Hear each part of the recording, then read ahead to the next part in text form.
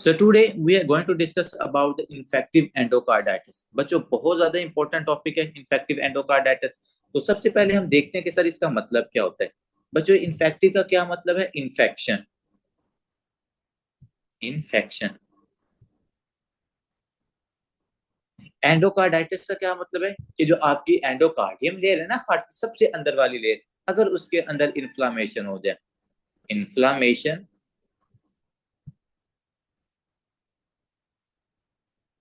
Inflammation in the endo inflammation in the endocardium layer of heart. तो जो आपके heart की एंडोकार्डियम सबसे अंदर वाली लेयर है, अगर उसके अंदर इन्फ्लामेशन हो जाए तो उसको हम कहते हैं इन्फेक्टिव एंडोकार्डाइटिस। बच्चों ये जो इन्फेक्टिव एंडोकार्डाइटिस है ना, यहाँ जो एंडोकार्डाइटिस है ये ना दो टाइप्स की होती है। कि जो एंडोकार्डियम में इन्फ्लामेशन होती है ना, ये दो टाइप्स की होती है हमारे पास।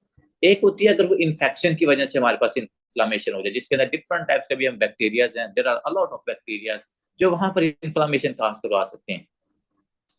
लेकिन बात इन्फ्लामेशन तक नहीं रहती या इन्फेक्शन तक नहीं रहती, हमारे पास कुछ नॉन बैक्टीरियल एंडोकार्डाइटिस एजेंट्स भी होते हैं। मतलब बैक्टीरिया की वजह से वहां पर इन्फ्लामेशन नहीं हो रही, लेकिन कुछ इन्फ्लामेटरी मीडिएटर्स हैं, उन इन्फ्लामेटरी मीडिएटर्स की वजह से आपकी उस एंडोकार्डियम लेयर के अंदर क्या होती है? इन्फ्लामेशन होती है। ठीक है बच्चों, अगर यहाँ पर मैं आपके हार्ट को ड्रा करूं तो हमारे पास जो ये एंडोकार्डाइटिस है, इसमें हार्ट का कौन सा पार्ट है जो मोस्ट ऑफ द टाइम्स क्या होता है? इन्वॉल्व होता है। कौन सा पार्ट जो हमारे पास ज्यादातर इसका पार्ट इन्वॉल्व होता है जिसमें इन्फ्लामेशन होती है? तो याद रखिएगा, ये जो आपके हार्ट के वॉल्व्स होते हैं ना, जैसा कि मिट्रल वॉल्व हो गया, मिट्रल वॉल्व, जैसा कि हमारे पास ट्राइकस्पिड वॉल्व हो गया, जैसा कि आपके पास आयोटिक वॉल्व हो गया, जैसा कि आपके पास पल्मोनरी वॉल्व हो गया। तो सर ज्यादातर जो आपके पास ये जो वॉल्व्स होते हैं ना, इनके अंदर इन्फ्लामेशन होती है। अब क्वेश्चन तो पूछा जाता है कि सर, यहाँ बंदे के माइंड के अंदर रेज होता है कि ज्यादातर ये जो वॉल्स हैं इनके अंदर ही क्यों इन्फ्लामेशन हो रही है? क्योंकि हम पढ़ते हैं कि इन्फेक्टिव एंडोकार्डाइटिस की वजह से आपके पास वॉल्वुलर चेंजेस आती हैं, मिट्रल स्टेनोसिस होती है, या मिट्रल रिगर्गिटेशन होती है, या आयोटिक स्टेनोसिस है, या आयोटिक रिगर्गिटेशन है, या ट्राइकस्पिड वॉल्व की रिगर्गिटेशन है, या वहां पर स्टेनोसिस हो रही है। तो एंडोकार्डियम तो चूंकि पूरे हार्ट के अंदर होती है, पूरे हार्ट की जो इनर लेयर है ये एंडोकार्डियम से मिलकर बनी हुई है, लेकिन जो ज्यादातर मेरे पास ये जो वॉल्स होते हैं इनके अंदर इन्फ्लामेशन क्यों होती है?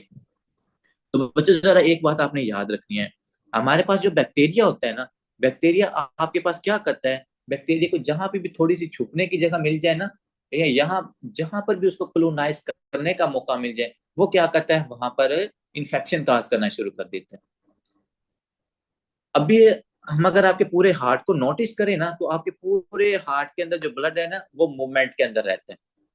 अगर मैं स्पेसिफिकली बात करूं आपके चैम्बर्स की, तो चैम्बर्स के अंदर हार्ट की जो ब्लड होता है उसकी कॉन्ट्रैक्शन हो रही होती है, रिलैक्सेशन आपकी चैम्बर्स की हो रही होती है। तो जो ब्लड होता है ना, वो कंटिन्यूसली मूवमेंट के अंदर रहता है। तो जो उसके अंदर बैक्टीरिया होता है ना, वो बैक्टीरिया भी क्या कहता है, वो सेटल डाउन नहीं हो पाता जब हमारे पास वो चैम्बर्स के अंदर होते हैं। जब बैक्टीरिया चैम्बर्स में होते हैं तो वो सेटल डाउन नहीं हो पाता कि हाँ भाई मैं अगर इसकी वॉल्स के साथ लग के इन्फ्लामेशन काज करूं, या मैं मतलब कि इसकी इंटरवेंट्रिकुलर सेप्टम पे लग के इन्फ्लामेशन काज करूं या इन्फेक्शन काज करूं, तो इसके ना चैम्बर्स के अंदर वो सेटल डाउन नहीं हो पाता, इस वजह से वहां पर इन्फेक्शन नहीं होता। लेकिन क्या है कि जो हमारा वॉल्स के अगर आप देखो ना, ये वाला एरिया जो वॉल्स की थोड़ा सा बैक वाला साइड, बैक साइड वाला एरिया, यहाँ पर ट्राइकस्पिड वाल्व को अगर देखो, और यहाँ पर मेरे पास मिट्रल वाल्व देखो, जो आपके वाल्व के फ्लैप्स होते हैं ना, उसकी बैक साइड की तरफ बैक्टीरिया क्या कर जाता है? छुप जाता है, या उसको सेटल डाउन होने का मौका मिल जाता है। तो जब उसको सेटल डाउन होने का मौका मिलता है तो वो क्या करता है? यहाँ पर इन्फ्लामेशन काज करवाता है, यहाँ पर फिर वो अपनी कॉलोनी बनाता है यहाँ पर इस एरिया के अंदर। और जो बैक्टीरिया कॉलोनी बनाता है या इन्फ्लामेशन यहाँ पर काज करता है, इसको हम कहते हैं वेजिटेशन। क्या कहते हैं हम इसको? Vegetation. The growth part of your bacteria is called the vegetation. कि वहां पर वो आपके वॉल्स को डैमेज भी कर रहे हैं, वहां पर इन्फ्लामेशन भी खास कर रहे हैं, वहां पर अपने जो साथ वाले अपनी कॉलोनी को भी इंक्रीज कर रहे हैं। तो वो सब कुछ इंक्रीज करके ना क्या करता है? इस तरह की वेजिटेशन यहाँ पर ऐसा स्ट्रक्चर क्या करता है? वहां पर बना लेता है। जैसे आपके पास वो क्लॉट सा नहीं बन जाता होता ब्लड के अंदर, तो ये समझ लो ये हमारे पास जो वॉल्स है ना, वहां पर ये क्लॉट बन गए। लेकिन इसको हम क्लॉट नहीं कहते, इसके लिए हम स्पेसिफिक वर्ड यूज करते हैं, that is a vegetation. And vegetation is the growth of your bacteria due to the injury और due to the damage of your walls and as well as inflammation. दो चीजें हो रही हैं, एक तो वो आपके वॉल को डैमेज कर रहा है, दूसरे नंबर वहां पर इन्फ्लामेशन काज हो रही है, और जब वो डैमेज और इन्फ्लामेशन दोनों पार्ट्स, और तीसरे नंबर बैक्टीरिया अपनी कॉलोनी को भी बढ़ा रहा है। तीन चीजें बच्चों लिखनी। सबसे पहले यहाँ पर जो वॉल है, एंडोथीलियल लेयर जो है आपके पास वॉल की, वो डैमेज कर रहा है, ये एंडोथीलियल लेयर डैमेज हो रही है सर हमारे पास। दूसरे नंबर वहां पर इन्फ्लामेशन हो रही है, क्या हो रही है, इन्फ्लामेशन। बच्चों तीसरे नंबर बैक्टीरिया क्या कर रहा है, बैक्टीरियल ग्रोथ, जिसको हम क्या कह रहे हैं, बैक्टीरिया अपनी कॉलोनी को इंक्रीज करता है, बैक्टीरियल ग्रोथ। तो ये जो तीनों फैक्टर्स है ना, एंडोथेलियल लेयर भी डैमेज है, इन्फ्लामेशन भी और बैक्टीरियल ग्रोथ है, ये तीनों मिलके क्या बना रहे हैं हमारे पास, एक ग्रोथ लाइक स्ट्रक्चर, जिसको हम कहते हैं वेजिटेशन।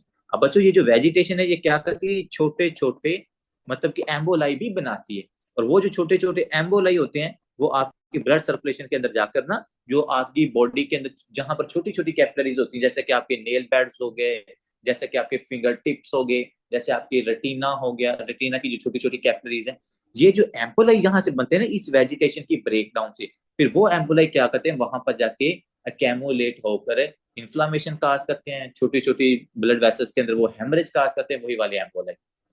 तो फिर जिसकी वजह से आपको ना इन्फेक्टिव एंडोकार्डाइटिस के अंदर ना मल्टीपल सिम्टम्स देखने को मिलती हैं। नॉट ओनली इसके अंदर हार्ट इन्वॉल्व होते हैं, बट के हमें जो आपकी आई की इन्वॉल्वमेंट है, जो आपकी स्किन की इन्वॉल्वमेंट है, जो आपके नेल बेड्स हैं उनकी इन्वॉल्वमेंट भी आपको नजर आती है। ठीक है, तो वो जो सारी सिम्टम्स आती है ना, चाहे वो आपकी रेटिना में आ रही है, या वो आपके पास फिंगर टिप्स के ऊपर आ रही है, या आपके नेल बेड्स के ऊपर आ रही है, वो सारी बच्चों ये जो वेजिटेशन है, जब इसकी ब्रेकडाउन होती है, यहाँ से जो एम्बोलाई बनता है, वो एम्बोलाई जब के वहां पर जब के डिपोजिट होता है, या वहां पर जाकर वो कैपिलरीज का हेमरेज काज करवाता है ना, तो इस वजह से फिर हमें मल्टीपल सिम्टम्स देखने को मिलती है। ठीक है बच्चों, आई थिंक सो कि आपके पास ये जो कंसेप्ट है ये यहाँ पर क्लियर हो गया। अब हम डिस्कस करते हैं कि यहाँ पर इन्होंने क्या क्या लिखा हुआ। बच्चों इसकी एक एक लाइन, मैं कहता हूँ कि एक एक लाइन इसकी एमसीक्यूज है, तो डिस्कस करते हैं।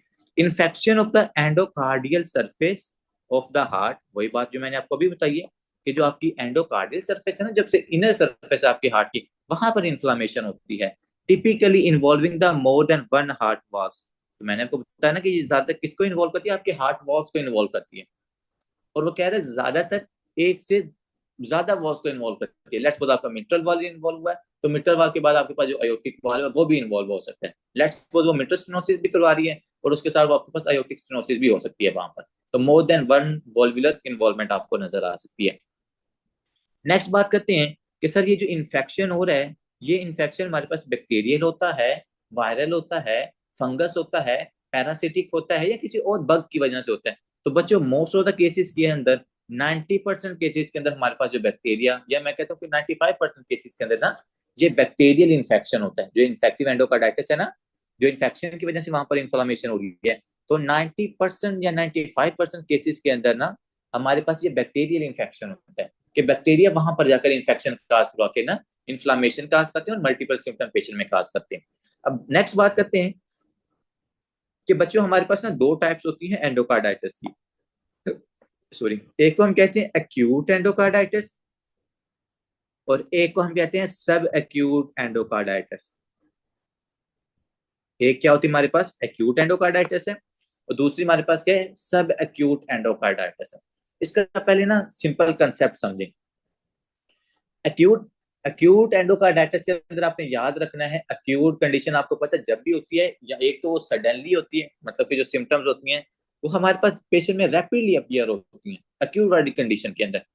दूसरे नंबर पर यहाँ पर जो एंडोकार्डाइटिस वाला कंसेप्ट है ना, कि सब एक्यूट एंडोकार्डाइटिस और एक्यूट एंडोकार्डाइटिस में क्या डिफरेंस होता है।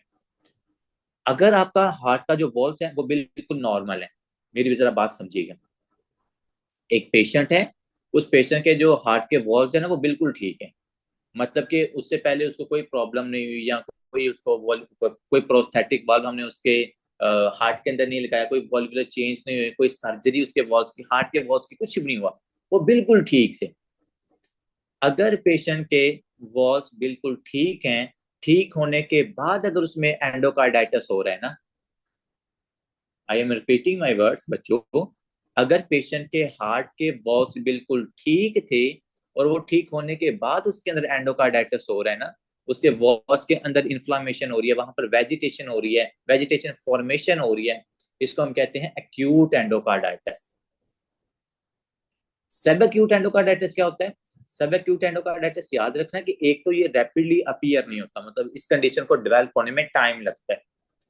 दूसरे नंबर पर जो सबसे इंपॉर्टेंट है ना, वो ये है कि जो हमारे पास सब एक्यूट एंडोकार्डाइटिस है ना, इसके लिए जो आपका वाल्व है ना, अगर वहां पर बैक्टीरियन इन्फेक्शन काज करना है ना, तो जो वॉल्व है वो ऑलरेडी डैमेज होना चाहिए। मतलब कि वो पहले से कोई ना कोई सर्जरी पेशेंट की होनी चाहिए, या पहले से आपका जो वॉल्व है वो डैमेज होना चाहिए, फिर आपको सब एक्यूट एंडोकार्डाइटिस होगा। जो एक्यूट एंडोकार्डाइटिस है वो हमारे पास नॉर्मल पेशेंट के वॉल्व हो तो वो उनके ऊपर भी इन्फेक्शन काज कर देता है। लेकिन जो सब एक्यूट एंडोकार्डाइटिस है, ये सिर्फ हमें उन पेशेंट्स के अंदर नजर आता है जिनकी कोई ना कोई वॉल्वुलर सर्जरी हुई हो, या जिनके जो वॉल्स हैं वो पहले से डैमेज हो, फिर उनके ऊपर इन्फेक्शन होता है, और जब इन्फ्लामेशन होगी फिर हम उसके लिए सब एक्यूट का वर्ड यूज करेंगे। ठीक है। दूसरे नंबर पर देखो बच्चों, अगर एक्यूट एंडोकार्डाइटिस हो रहा है, जो मैंने कहा था कि नॉर्मल वॉल्स के ऊपर होता है, तो सर अगर वो नॉर्मल वॉल्स के ऊपर इन्फेक्शन हो रहा है तो इसके लिए हमें एक स्ट्रॉन्ग बैक्टीरिया की जरूरत पड़ेगी, जिसकी जो हमारे पास वीरुलेंसी है, या जिसके पास जो इन्फेक्शन काज करने की एबिलिटी है वो बहुत ज्यादा हो। वो क्या करता है, आपके नॉर्मल वाल को डैमेज कर सकता है।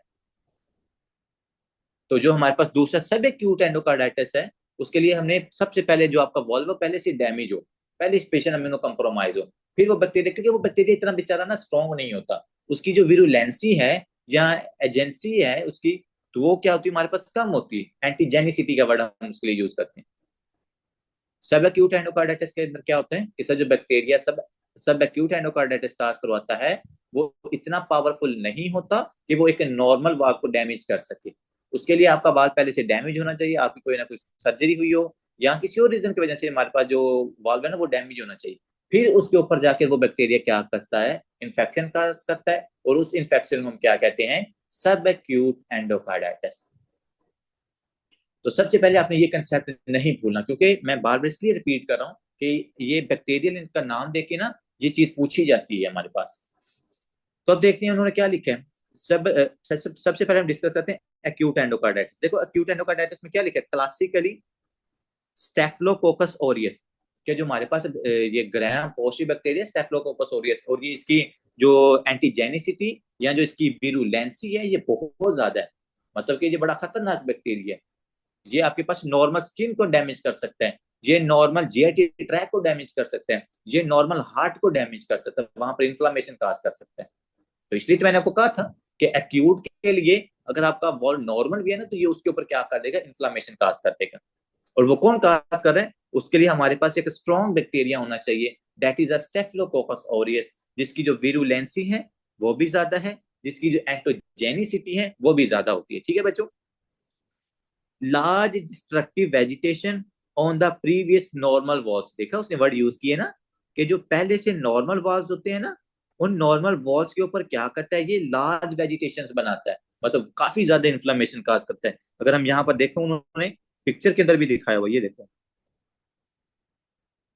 ये कितनी बड़ी वेजिटेशन आपको नजर आ रही है, यहाँ पर देखो वेजिटेशन। तो ये जो लार्ज वेजिटेशन आपको नजर आ रही है, ये हमारे पास एक्यूट एंडोकार्डाइटिस पेशेंट के अंदर हो सकता है। और अब आपने मुझे बताना है एक्यूट एंडोकार्डाइटिस किस बैक्टीरिया की वजह से हो सकता है, सर स्ट्रॉन्ग बैक्टीरिया जो होगा, और वो कौन सा हमारे पास है, staphylococcus Orius, one and only. जब इंशाल्लाह माइक्रो आपको पढ़ाऊंगा ना, तो स्टेफिलोकोकस ओरियस को आप देखोगे, माइक्रो के अंदर सबसे ज्यादा ये वाला बैक्टीरिया मतलब पूछा जाता है, क्योंकि ये बैक्टीरिया ना बहुत सारी चीजें काज करवाता है। जैसे आपके पास आर्थराइटिस हो गया, जैसे आपके पास फूड पॉइजनिंग होगी, जैसे आपके पास नमोनिया, इवन दो ये काज करवाता है, इवन दो आपके लंग्स के अंदर ये अपसेस काज करवाता है, इवन दो ये पेशेंट्स के अंदर फूड पॉइजनिंग, शायद मैंने आपको बता दिया है, आपके पास ये एंडोकार्डाइटिस काज करवा रहा है, स्किन इन्फेक्शन ये काज करवाता है। तो को 50% तो इन्फेक्शन ये केवल स्टेफिलोकोकस ऑरियस ही करवा देते हैं। तो इसलिए आपने देखा होगा कि हम लोगों को ना अक्सर जो अजिथ्रोमाइसिन है या जो पेनिसिलिन के ड्रग्स है ना, ये ज्यादातर रिकमेंड करते होते हैं, क्योंकि ये स्टेफिलोकोकस ऑरियस जो होता है ना, जो ज्यादा इन्फेक्शन काज करवाता है, और जो पेनिसिलिन और जो अजिथ्रोमाइसिन होती है ये इसके ऊपर अच्छा इफेक्ट करती होती है, और हमारे इन्फेक्शन मोस्टली ठीक भी हो जाते हैं। तो ये हो गया एक्यूट एंडोकार्डाइटिस। नेक्स्ट बात करते हैं सब एक्यूट एंडोकार्डाइटिस। देखो बच्चों, सब एंडोकार्डाइटिस मैंने आपको क्या बताया, स्मॉलर वेजिटेशन, यहाँ पर छोटी वेजिटेशन बनेगी, on congenitally abnormal and disease walls, कि जो आपके पास पहले से वॉल्स एबनॉर्मल हो और उनके ऊपर मतलब कि वो डैमेज हो, डिजीज वॉल्स हो, पहले से एबनॉर्मल वॉल्स हो, तो उनके ऊपर फिर जो इन्फेक्शन काज करता है उसको हम सब एक्यूट एंडोकार्डाइटिस का कहते हैं। और ये जो सब एक्यूट एंडोकार्डाइटिस है, ये बच्चों कौन से बैक्टीरिया होते हैं? These are the streptococcus viridans. कौन से बैक्टीरियाज हैं? ये हमारे पास है विरिडन ग्रुप होता है ये पूरा ना हमारे पास, इसको हम कहते हैं स्टेप्टोकोकस विरिडेंस। और उन्होंने साथ लिखा भी हुआ है कि इनकी जो विरुलेंसी है या जो पावर ऑफ इंफेक्शन काजिंग है वो हमारे पास कम होती है, एक्यूट के अंदर ज्यादा है, सब एक्यूट के अंदर क्या है, विरुलेंसी की जो पावर होती है वो कम होती है। इसीलिए तो ये इसको ये डैमेज वॉल चाहिए होता है, फिर ये डैमेज वॉल के ऊपर इंफेक्शन काज करता है। अब मैं आपको बताता हूँ इसकी हिस्ट्री कैसे प्रेजेंट की जाती है। मुझे आपको बता सकता है ये जो विरिडेंस बैक्टीरिया होते हैं ये कहाँ पर पाए जाते हैं आपकी बॉडी में? ये नॉर्मल फ्लोरा का पार्ट भी है आपका। जी, एनी ब्रिलियंट स्टूडेंट? जो विरिडेंस बैक्टीरियाज हैं ये आपकी बॉडी में कहाँ पर पाए जाते हैं? स्ट्रेप्टोकोकस विरिडेंस बड़ा कॉमन है यार ये।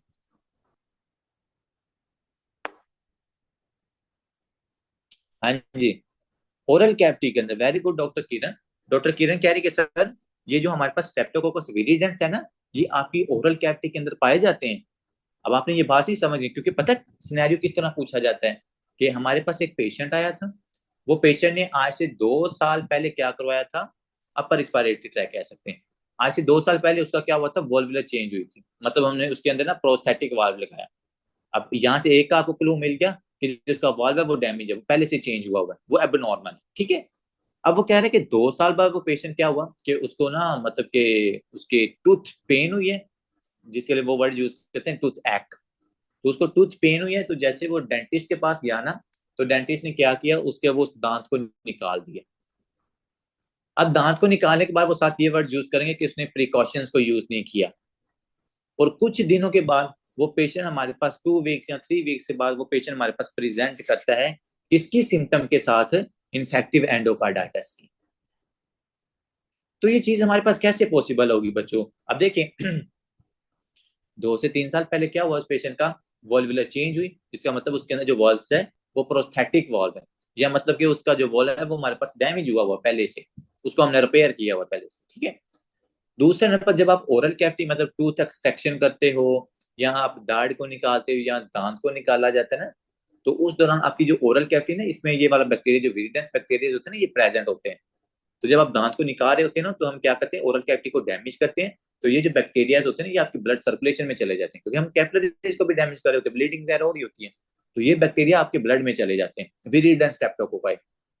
जब ये आपके ब्लड के अंदर जाते हैं ना, तो ब्लड सर्कुलेशन, जारी बात आपका ब्लड ने तो हार्ट की तरफ जाने जाना है।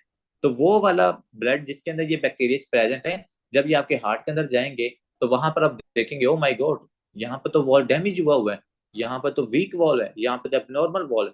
ये विरिडेंस बैक्टीरिया क्या करेंगे फिर वहां पर जाकर रहे, इन्फेक्टिव एंडोकार्डाइटिस काज करते हैं। तो बच्चों इसकी हर लाइन के अंदर एक पूरा पूरा सिनेरियो है। तो ये पूछा जाता है, आपने अगर किसी ने टूथ एक्सट्रैक्शन वगैरह करवाई हो ना, तो इसलिए मैंने आपको कहा कि हम प्रिवेंशन के लिए या प्रिकॉशंस के लिए कि पेशेंट के अंदर इन्फेक्टिव एंडोकार्डाइटिस ना हो जाए, हम एमोक्सिसिलिन देते हैं पेशेंट को। एमोक्सिसिलिन जरूर रिकमेंड करनी है ताकि इन्फेक्टिव एंडोकार्डाइटिस में पेशेंट के अंदर हो जाए, ठीक है। तो विरिडेंस ओरल कैविटी में होते हैं सर, ये सब एक्यूट एंडोकार्डाइटिस काज करवा सकते हैं, और इसलिए हम क्या करते हैं, पेशेंट के अंदर एमोक्सिसिलिन वगैरह प्रिकॉशंस के लिए दी जाती है, ठीक है। एक्यूट है, सब एक्यूट का कंसेप्ट क्लियर है। एक्यूट है तो सर स्ट्रॉन्ग बैक्टीरिया जिसकी विरुलेंसी ज्यादा है, जिसकी एंटीजेनिसिटी ज्यादा है, जैसा कि स्टेफिलोकोकस ऑरियस है, वो इन्फेक्टिव एंडोकार्डाइटिस काज करवा सकते हैं। सब एक्यूट क्या होता है कि सर जिसके अंदर विरुलेंसी कम है, जिसके अंदर एंटीजेनिसिटी कम है, और उसके लिए वॉल्व का डैमेज होना जरूरी है। और उसके लिए अगर जब आप ओरल कैविटी मतलब के टूथ एक्सट्रैक्शन वगैरह करवाते हैं तो ये हिस्ट्री प्रेजेंट होना, तो पेशेंट के अंदर इन्फेक्टिव एंडोकार्डाइटिस होता है, ठीक है बच्चों। आई होप सो ये आपके पास दो बहुत इंपॉर्टेंट सिनेरियोज हैं, ये क्लियर हो गई। ये एनआरई के पॉइंट ऑफ व्यू से भी इंपॉर्टेंट है, यूएसएमडी के लिए तो है ही है। आप देखोगे यूवर्ल्ड के अंदर इसमें से 2 से 3 एमसीक्यूज ये पहले वाली लाइनों से पूछे हुए। नेक्स्ट बच्चे बात करते हैं कि हमारे पास सर पेशेंट प्रेजेंट कैसे करेगा। तो बच्चों पेशेंट प्रेजेंट करता है, सबसे पहले तो इन्फ्लामेशन हो रही है तो पेशेंट फीवर के साथ प्रेजेंट करता है। दूसरे नंबर चूंकि उसकी वॉल्वुलर चेंजेस आ रही हैं, तो पेशेंट हमारे पास प्रेजेंट करते हैं न्यू मर्मर के साथ। ये पहले वो ठीक था लेकिन अभी फीवर है, और फीवर के साथ जब मैंने उसका टेस्ट किया तो मुझे उसके हार्ट के अंदर मर्मर सुनाई दिए। और वो मरमर क्यों सुनाई दे रहा है बच्चों? क्योंकि उसके वॉल्स इन्वॉल्व हो रहे हैं। लेट्स वो जो सबसे पहले वॉल्वुलर चेंज होती है वो कौन सी है? वो होती है मिट्रल स्टेनोसिस। सबसे पहले इस पेशेंट के अंदर ना मिट्रल स्टेनोसिस होती है। बाकी मिट्रल रिगर्गिटेशन भी हो सकती है, आयोटिक स्टेनोसिस भी हो सकती है, आयोटिक रिगर्गिटेशन भी हो सकती है, लेकिन जो सबसे पहले काम होता है ना वो मिट्रल स्टेनोसिस वाला होता है। अब जब मिट्रल स्टेनोसिस होगी तो आपको डायस्टोलिक मरमर वहां पर सुनाई देगा ना। हाँ जी। कौन सा डायस्टोलिक मरमर आपको यहाँ पर सुनाई देगा मिट्रल स्टेनोसिस के अंदर जी बच्चों? पढ़ाया था ना आपको। मरमर्स के, इसलिए तो हमने मरमर्स के ऊपर इतना ज्यादा टाइम लगाया था, क्योंकि हमें पता था कि ये बार बार पूछे जाएंगे। तो यहाँ पर कौन सा मरमर आपको सुनाई देता है मिट्रल स्टेनोसिस के अंदर? क्योंकि मुझे पता है मिट्रल रिगर्गिटेशन का तो आपको पता है कि उसमें होलोसिस्टोलिक मरमर सुनाई देगा। मिट्रल स्टेनोसिस में कौन सा सुनाई देता है? बड़े यार नोटिस स्टूडेंट्स इतनी जल्दी भूल भी गए हो। मैंने आपको बनाया था ओपनिंग स्नैप होती है यहाँ पर। डायस्टोलिक डिक्रिसेंडो जो मरमर था ना, जिसके अंदर ओपनिंग स्नैप आपको सुनाई देती, वो वाला मरमर यहाँ पर आपको सुनाई देती, ठीक है, मेटास्टेनोसिस की वजह से। तो बच्चों अगर पेशेंट के अंदर फीवर है और फीवर के साथ पेशेंट के अंदर आपको आपने ऑस्कल्टेट किया, तो अगर आपको हार्ट मरमर सुनाई देते हैं ना, तो इसका मतलब क्या है कि पेशेंट के अंदर इन्फेक्टिव एंडोकार्डाइटिस हो सकता है। यहाँ पर ना दो टाइप की चेंजेस आपको मिलती हैं। इसकी पैथोफिजियोलॉजी ये है कि आपको vascular phenomena and immunologic phenomena आपको यहाँ पर नजर आता है। मैं भी आपको बताता हूँ कि ये क्या होता है। ये आपने दो फिनोमिना नहीं भूलने, क्योंकि ये फिनोमिना जो इसकी मल्टीपल सिम्टम, अभी सिम्टम पूरी नहीं हुई, मैं भी आपको और भी सिम्टम्स लिखाऊंगा। तो ये जो नेक्स्ट सिम्टम होंगी वो इसकी बेस के ऊपर होती है। एक होता है वस्कुलर फिनोमिना, दूसरा हमारे पास होता है इम्यूनोलॉजिक फिनोमिना। ये दो फिनोमिना डॉक्टर साहब आपने याद रखने हैं, क्योंकि जो पहले वाली फर्स्ट ईयर की बुक्स थी ना उनके अंदर ये चीजें मेंशन नहीं थी, लेकिन इस बुक के अंदर मेंशन है, तो आपने इसको क्या रखना है यहाँ पर याद रखना है, ठीक है। वस्कुलर फिनोमिना क्या है बच्चों? मैंने आपको अभी थोड़ी देर पहले बताया है कि ये जो वेजिटेशन बनी है यहाँ से छोटे छोटे एम्बोलाई बनते हैं और उनकी ब्रेक डाउन होती है। ये एम्बोलाई क्या करते हैं, आपकी बॉडी के अंदर जहां पर छोटी छोटी कैपिलरीज होती है ना, ये उन कैपिलरीज के अंदर वहां पर अकेमुलेट होते हैं, और अकेमुलेट होने के बाद वहां पर ये क्या कर देते हैं, हेमरेज काज कर देते हैं। तो जब ये वहां पर हेमरेज काज करेंगे तो हमें उन छोटी छोटी कैपिलरीज के अंदर क्या नजर आएगी, ब्लीडिंग नजर आती है। तो ये होता है वस्कुलर फिनोमिना। वस्कुलर फिनोमिना क्या है? वेजिटेशन से एम्बोलाई टूटा, वो एम्बोलाई आपके पास जो छोटी छोटी स्मॉल कैपिलरीज के अंदर जाकर डिपॉजिट होगा, अकेमुलेट होगा, तो वो क्या कर देता है, वहां पर हेमरेज कर देता है उन छोटी बेचारी सेंसिटिव की कैपिलरीज की, सेंसिटिव कैपिलरीज की। तो जब वहां पर हेमरेज होगा तो हमें उन एरियाज के अंदर जो भी अभी मैं बताता हूँ आपको वहां पर ब्लीडिंग नजर आती है, ठीक है। तो वस्कुलर फिनोमिना ये होता है, देखो जैसे उन्होंने यहाँ पर लिखा भी हुआ है। सेप्टिक एम्बोलिज्म, वही बात हुआ कि सर ये जो हमारे पास एम्बोलाई है ये क्या करता है, ये सबसे पहले तो ये काज कर देता है पिटेकिया। पिटेकिया हम कहते हैं स्किन के ऊपर छोटे छोटे जब रैशेज बन जाते हैं, स्किन के ऊपर जो छोटे छोटे रैशेज बन जाते हैं। लेट्स सपोज मैं यहाँ पर अगर ड्रा करूँ, ये एक पेशेंट है, जैसे आपको अगर किसी ने माइक्रो पढ़ी हो ना, तो अगर आपको याद हो ना, जो पेशेंट होता है ना नजेरिया मेनिंजाइटिस जिस पेशेंट को होता है, तो उसकी पेशेंट की स्किन के ऊपर भी ना नीचे पेटेकियाज नजर आता है, देखो ऐसे डॉट शेप। ऐसे जो डॉट शेप रैशेज आपको नजर आते हैं ना, ये हमारे पास पेटेकियाज होते हैं, मतलब लेस देन 1 mm होते हैं, या 1 सेंटीमीटर से कम इनकी जो एरिया होता है ना वो होता है। तो ये जो छोटे छोटे आपको स्किन के ऊपर डॉट्स नजर आते हैं ना रेड कलर के, इन पेशेंट्स के अंदर जिसको हम पटेकिया कहते हैं। तो ये पटेकिया क्यों हो रहे हैं बच्चों? मैंने आपको बताया जो छोटी सी स्किन की कैपिलरीज होती है ना, इन कैपिलरीज के अंदर अकेमुलेट हुआ एम्बोलाई। जब ये अकेमुलेट होगा ना एम्बोलाई, तो देखो पीछे से ब्लड ज्यादा आएगा ना, यहाँ पर ज्यादा प्रेशर क्रिएट होगा, तो बेचारी कैपिलरी तो सेंसिटिव सी होती है, तो उस कैपिलरी का क्या हो जाता है, हेमरेज हो जाता है। तो इसी तरह जब मल्टीपल स्मॉल स्किन कैपिलरीज का हेमरेज होता है तो आपको क्या नजर आते हैं, ये पटेकियाज नजर आते हैं, ठीक है जी। ये चीजें की ये हमारे पास होगी कि आपको वस्कुलर फिनोमिना की वजह से पटेकिया स्किन के ऊपर मिल सकते हैं, ठीक है। दूसरा है सेप्लिंटर हेमरेज। अब देखो सेप्लिंटर हेमरेज क्या है बच्चों? सेप्लिंटर हेमरेज कहते हैं कि जो उस पेशेंट के नेल्स है ना, यहाँ पर डायग्राम नंबर बी देखो, ये डायग्राम नंबर बी के ऊपर ये आपको नजर आ रहा है ब्लीडिंग। और आपको पता है कि ये जो नेल बेड्स हैं या जो नेल्स की ये अंडर सरफेस है, यहाँ पर भी छोटी छोटी कैपिलरीज बेचारी प्रेजेंट होती हैं। तो उन कैपिलरीज के अंदर जैसे ये एम्बोलाई डिपॉजिट होगा और पीछे से ब्लड आएगा और ब्लड इसको फोर्स करेगा कि चल भाई ब्लड आगे चल, लेकिन आगे एम्बोलाई होता है, तो वो यहाँ पर ज्यादा प्रेशर क्रिएट होने की वजह से इधर से क्या हो जाता है, छोटी सी कैपिलरीज का हेमरेज हो जाता है। उस हेमरेज की वजह से अगर वो नेल्स के ऊपर हेमरेज प्रेजेंट है, हम उसको कहेंगे स्प्लिंटर हेमरेज। क्या कहा जाता है? Splinter haemorrhage. एंड बच्चों, स्प्लिंटर हेमरेज मैं कहता हूँ बहुत इंपॉर्टेंट फाइंडिंग। मतलब इस हेमरेज की ना वो फोटो दे देते हैं और पूछ लेते हैं कि भाई हाँ, कोई आपसे पास बैक्टीरिया का नाम पूछ लेंगे या anything that is related with the infective endocarditis, वो आपसे पूछ सकते हैं। तो आपको स्प्लिंटर हेमरेज की रिकॉग्नाइजेशन होनी चाहिए। क्या होता है सर? नेल बेड्स हैं, उनके नीचे अगर हमें लीनियर, देखो यहाँ पर अगर दूसरी चीज नोटिस करो ना, तो ये आपको लीनियर फाइंडिंग्स नजर आ रही। देखो ऐसे ये linear haemorrhage under nail surface, तो इसको हम कहते हैं स्प्लिंटर हेमरेज।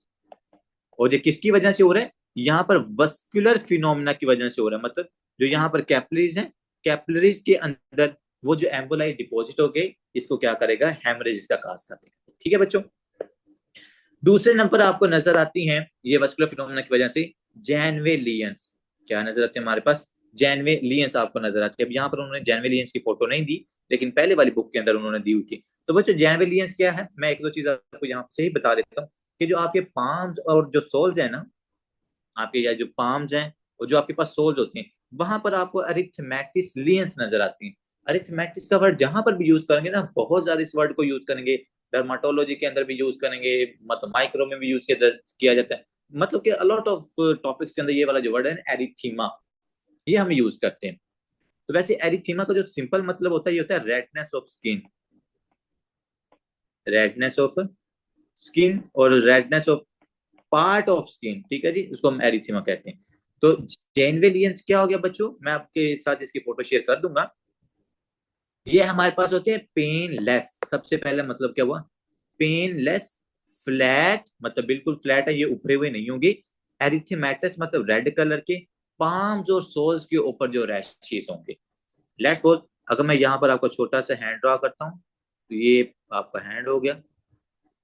ये आपके हैंड का जो दरमियान वाला, ये पाम वाला एरिया हो गया। ठीक है। और इस पाम के अंदर पता है आपको किस तरह की ये नजर आएंगे? ऐसे ये फ्लैट होंगे, रेस नहीं होंगे। मतलब जब हम इसको ऊपर रख के फील करेंगे ना, जैसे आपने देखा हो कि वो जो बर्ड से या नड्यूल से होते हैं, तो वो रेस पे होते हैं। लेकिन ये रेस नहीं होती, ये आपके अंडर स्किन होते हैं नीचे। लेकिन रेडनेस आपको इस तरह की नजर आ रही हो और अंडर स्किन नजर आ रही हो और पाम जो सोर्स के ऊपर नजर आ रही हो, तो इसको हम कहते हैं जैनवेलियंस। और जैनवेलियंस भी आपको किसकी वजह से नजर आती है सर? इन्फेक्टिव एंडोकार्डाइटिस के वस्कुलर फिनोमिना के अंदर। क्योंकि यहाँ पर भी आपके पास क्या होता है? वही जो छोटी छोटी कैपिलरीज होती हैं, उनके अंदर एम्बोलाई की अकेमुलेशन होती है, जिसकी वजह से वहां पर ब्लड डिपॉजिट हो रहा है अंडर स्किन। ठीक है, ये काम होगा हमारे पास। अभी तक हमने क्या क्या पढ़ लिए? अभी तक सर हमने पढ़ लिया स्प्लिंटर हेमरेजेस, जो आपको नेल्स के अंदर पड़े नजर आते हैं, और दूसरा हमने पढ़ लिया यहाँ पर जैनवेलियंस। दो सिम्टम हमने देख लिए। और ये दोनों वस्कुलर फिनोमिना, जो मैं आपको बार बार कह रहा हूँ, वस्कुलर फिनोमिना है ये। यहाँ पर एम्बोलाई आके डिपॉजिट होते हैं। तो दो फाइंडिंग्स। अब टोटल हमने यहाँ पर तीन चार सिम्टम्स देख लिए। क्या क्या सिम्टम देख लिए सर? पेशेंट के अंदर फीवर होगा। हाँ जी माँ, हम क्या क्या होगा पेशेंट के अंदर?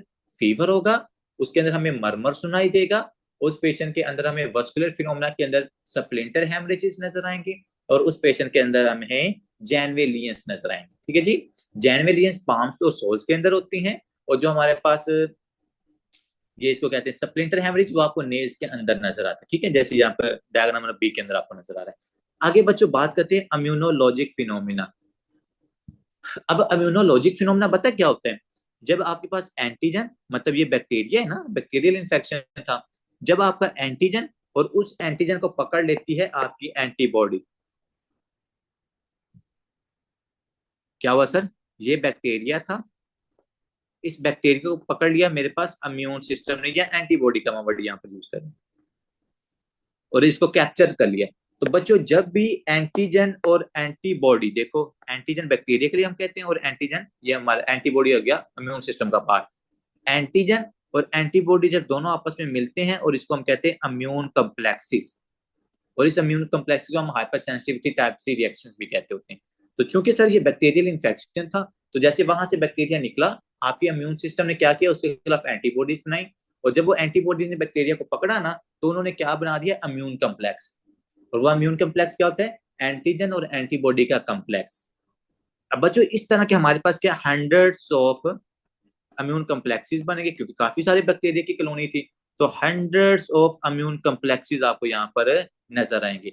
और वो जो हंड्रेड्स ऑफ इम्यून कम्प्लेक्सेस हैं, जाहिर बात है वो भी क्या करेंगे, आपकी बॉडी के डिफरेंट पार्ट्स के अंदर अकेमुलेट होंगे।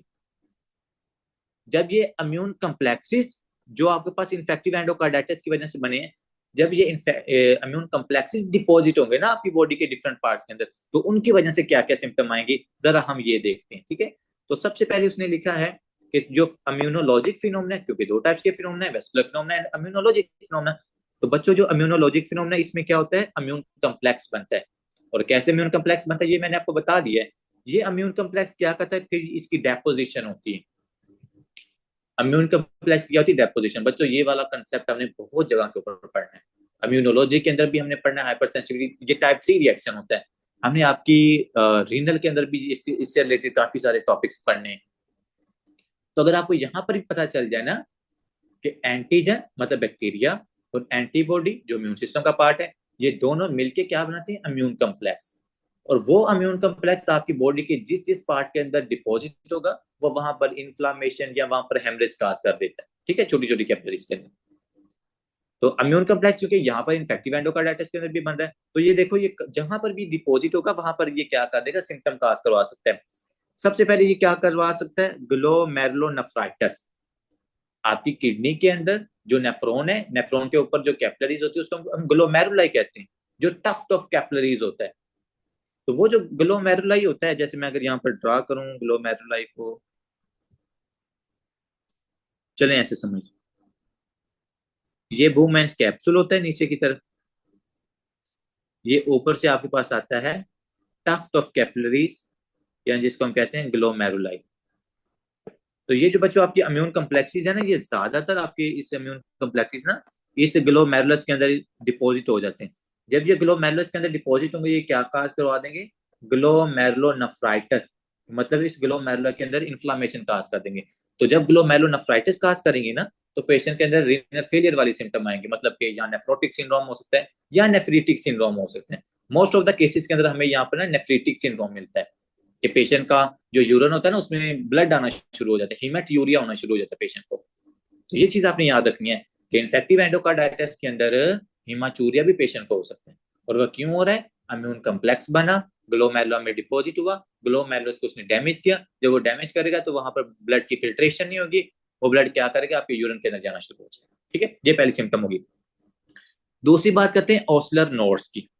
तो बच्चों आपको इसके अंदर क्या मिलेंगे, ओस्लर नोड्स मिलते हैं। तो ओस्लर नोड्स क्या होते हैं, यहाँ पर आके देखो, ये जो आपका फिंगर टिप्स के ऊपर नड्यूल्स टाइप स्ट्रक्चर नजर आ रहे हैं, देखो ये नड्यूल्स, जैसे कि वो क्या इसको कहते हैं, आपको रैशिस तो इसको हम नहीं कहेंगे, जैसे नड्यूल शेप है जो आपको ऊपर से फील होता हो, जो बाहर की तरफ रेज हुआ हो, तो उसको हम क्या कहते हैं, नड्यूल, या हम उसको कहते हैं ओस्लर नोड्स। और ओस्लर नोड्स कैसे होते हैं, देखो रेज्ड होते हैं, और दूसरे नंबर ये हमारे पास क्या होते हैं, ये पेनफुल होते हैं। रेज होते हैं और पेनफुल होते हैं, कहाँ पर होते हैं, फिंगर टिप्स और टो पैड्स के ऊपर होते हैं, मतलब आपकी वही फिंगर्स के ऊपर प्रेजेंट होते हैं, जो आपकी यहाँ पर सामने इसने डायग्राम भी दिखा दिए हैं। तो बच्चों अगर तो ये नड्यूल्स क्या करते हैं, ये रेज्ड है, फिंगर्स के ऊपर प्रेजेंट है, तो ये आपके ओस्लर नोड्स होंगे। अगर ये आपके पाम्स के ऊपर प्रेजेंट है ना, पाम्स के ऊपर प्रेजेंट है, और ये हमारे पास क्या है, पेनलेस है, पाम्स के ऊपर प्रेजेंट है और पेनलेस है, तो वो जेनवेलियंस होती हैं। सबसे ज्यादा कंफ्यूजन इन दोनों चीजों में होती है, क्योंकि बच्चों जो इनकी पैथोफिजियोलॉजी है ना, वो भी चेंज है। जेनवेलियंस वस्कुलर फिनोमिना है, जेनवेलियंस पाम्स के ऊपर प्रेजेंट होती है या सोल्स के ऊपर प्रेजेंट होती है, और वो हमारे पास पेनलेस होती है। जो ओस्लर नोड्स होते हैं ये पेनफुल होते हैं, ये आपकी फिंगर्स के ऊपर प्रेजेंट होते हैं, यहाँ पर इम्यूनोलॉजिक फिनोमिना होता है, मतलब इम्यून कम्प्लेक्सेस वहां पर जाके डिपॉजिट होके ये इन्फ्लामेशन काज करते हैं, या इस तरह का वो नड्यूल्स बनाते हैं। ठीक है, नेक्स्ट बात करते हैं सर, देखो कितनी होगी इम्यूनोलॉजिक फिनोमिना में क्या क्या चीज हो गया है, ग्लोमेरुलोनेफ्राइटिस हो गया, ओस्लर नोड हो गया। दूसरे नंबर आपके पास यहाँ पर आपको मिलते हैं रोथ स्पॉट्स। बच्चे रोथ स्पॉट्स क्या होते हैं, रोथ स्पॉट्स हम कहते हैं कि जो आपकी रेटिनल आर्टरीज है ना, अगर रेटिनल आर्टरी का हेमरेज हो जाए, और हेमरेज होने के बाद ये देखो यहाँ पर डायग्राम नंबर डी देखो, रोथ स्पॉट्स आपको ये नजर आ रहा है, इनको हम रोथ स्पॉट्स कहते हैं। कि रोथ स्पॉट्स की वजह से क्या हो रहा है सर, हमारे पास सबसे पहले जो रेटिनल आर्टरीज हैं, जो उसकी कैपिलरीज हैं, जो छोटी छोटी उसकी ब्रांचेज हैं, उनका हेमरेज हो रहा है, और हेमरेज होने के बाद ब्लड देखो आपको बाहर नजर आ रहा है। एक तो आपको ब्लड बाहर नजर आ रहा है, अगर आप थोड़ी सी और चीज को नोटिस करो ना, तो ये आपको व्हाइटिश एरिया नजर आ रहा है, ये व्हाइटिश एरिया नजर आ रहा है। तो ये जो व्हाइटिश एरिया होता है ना, ये हमारे पास होता है, ये नेक्रोटिक पार्ट होता है। क्योंकि देखो यहां से ना ब्लड जा रहा था इस एरिया के अंदर, तो जब यहाँ पर इम्यून कम्प्लेक्स डिपॉजिट हुआ तो आपके पास यहाँ पर ना हेमरेज हो गया, रेटिनल आर्टरी की जो कैपिलरी उसका हेमरेज हो गया। जब यहाँ पर हेमरेज होगा तो ये जो ब्लू वाला एरिया है ना, इसको ब्लड नहीं मिलता। जब ब्लू वाले एरिया को ब्लड नहीं मिलेगा तो उसकी क्या हो जाती है, नेक्रोसिस हो जाती है।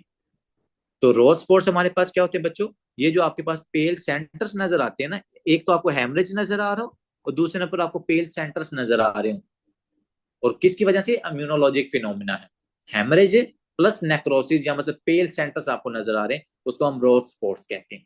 और ये कौन सा है, ये इम्यूनोलॉजिक फिनोमिना है, जो आपको किस में नजर आता है, इन्फेक्टिव एंडोकार्डाइटिस में। अब आप सब ने मेरे साथ सिम्टम्स रिवाइज करनी, एवरीवन विद मी।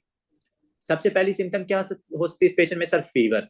फीवर के साथ क्या है सर, मरमर सुनाई दे सकता है। उसके बाद वस्कुलर फिनोमेना अगर हो तो पेशेंट के अंदर हमें क्या नजर आ सकती है सर, सप्लिंटर हेमरेज, और हमें पेशेंट में जैनवेलियंस नजर आ सकती है। इम्यूनोलॉजिक फिनोमेना के अंदर पेशेंट के अंदर आपको क्या नजर आता है, ग्लोमेरुलोनेफ्राइटिस, क्योंकि यहाँ पर इम्यून कम्प्लेक्सेस बनते हैं, वो डिपॉजिट होते हैं, वो ग्लोमेरुला में डिपॉजिट होंगे तो ग्लोमेरुलोनेफ्राइटिस काज कर देंगे।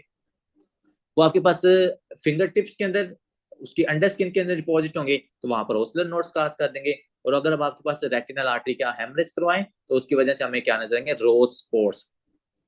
क्या नजर आएंगे आपको, रोज स्पॉट्स। और वो रोज स्पॉट्स क्या होते हैं, जो आपके पास नेक्रोटिक पार्ट होता है ना, जिस पार्ट को हेमरेज की वजह से ब्लड नहीं मिलता, उसको हम रोज स्पॉट्स कहते हैं। ये पेल कलर का आपको नजर आता है फंडोस्कोपी के ऊपर। Fever, murmur, Janeway lesions, splinter haemorrhage, Osler nodes and Roth spots and glomerulonephritis, ये सिम्टम है जो आपको इन्फेक्टिव एंडोकार्डाइटिस वाले पेशेंट्स के अंदर मिल सकती है। ठीक है, अब जरूरी नहीं है कि ये सारी सिम्टम ही आपको हर पेशेंट में मिले, जरूरी नहीं है, लेकिन इनमें से कोई ना कोई सिम्टम आपको जरूर मिल जाएगी। ठीक है, नेक्स्ट बातें करते हैं। अब हमारे पास इजी सा टॉपिक रह गया, जो इंपॉर्टेंट बातें थी वो होती है पैथोफिजियोलॉजी, ज्यादा थोड़ी मुश्किल होती है, जो वस्कुलर फिनोमेना और इम्यूनोलॉजिक फिनोमेना था ना, उसके ऊपर थोड़ा सा टाइम लगेगा। आगे देखो चीजें आसान है जो मैंने आपको बता दी। मिट्रल वाल मोस्ट कॉमन है एज कम्पेयर टू अयोर्टिक वाल, क्या आपका मिट्रल वाल ज्यादातर इन्वॉल्व होता है, ये तो मैंने आपको पहले बात भी बताई थी। दूसरे नंबर ये एक और एमसीक्यूज आ गया बच्चों, जो ट्राइकस्पिड वाल्व है ना, ये ट्राइकस्पिड वाल्व आपको नजर आता है जो लोग इंजेक्शन ड्रग का यूज करते हैं। जो लोग क्या करते हैं सर, इंजेक्शन ड्रग का यूज करते हैं, जैसे आपके पास जो एडिक्ट्स होते हैं, जो नशेई होते हैं, ठीक है, जो टीके लगाते हैं, ठीक है, तो ये जो एडिक्टर्स होते हैं, जब वो इंजेक्शन स्किन में लगाते हैं तो उन लोगों के अंदर आपको ज्यादातर जो इन्फेक्टिव एंडोकार्डाइटिस नजर आता है वो ट्राइकस्पिड वाल्व के अंदर नजर आता है।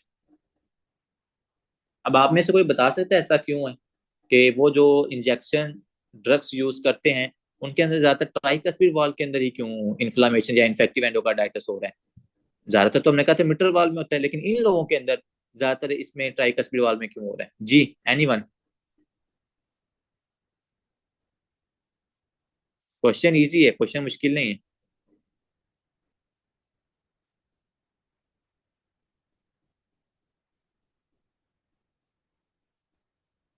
जहन से निकल गया शहबाज भाई, उसमें पता नहीं वो।